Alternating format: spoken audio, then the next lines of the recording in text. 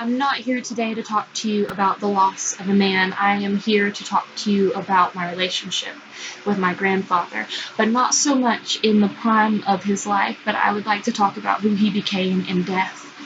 You see, when I was younger, he was a figure of that demanded respect, but he was cold and he was always working in his computer or in his office and he was cut off. And so for me, Pop was terrifying. But something changed, something happened when he got sick. Shortly after he was diagnosed, he ended up moving in with us. And at this point in time, he was already connected to the oxygen mask that went around. And so he always had this tube following him, or he was carrying around that tank, pulling it behind him with a cigarette in his hand and the pack in his front pocket.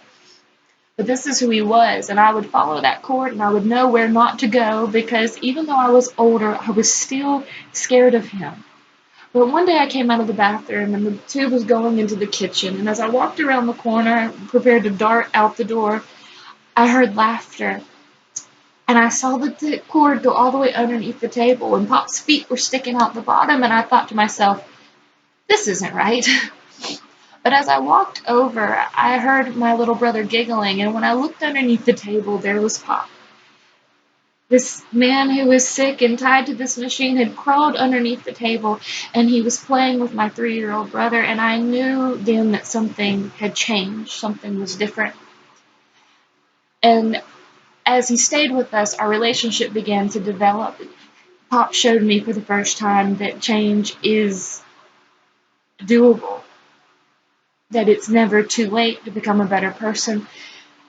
And as we became friends, I was 16 and I was dealing with personal issues as most 16-year-olds do.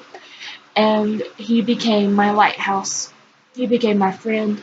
We bonded over music and movies, and he introduced me to Photoshop and showed me how to be creative in ways that I didn't think that I could do. And he even introduced me to the career that I'm currently pursuing. His passion became my passion.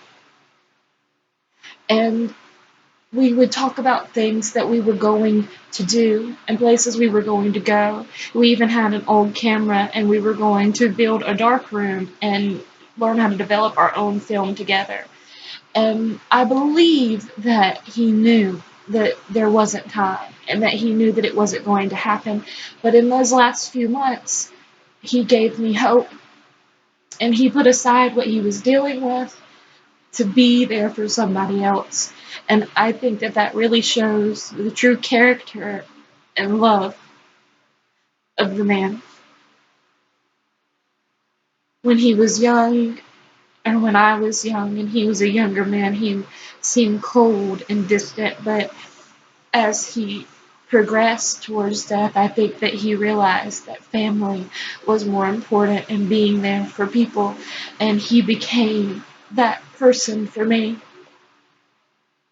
And I will always, always be grateful for Pop.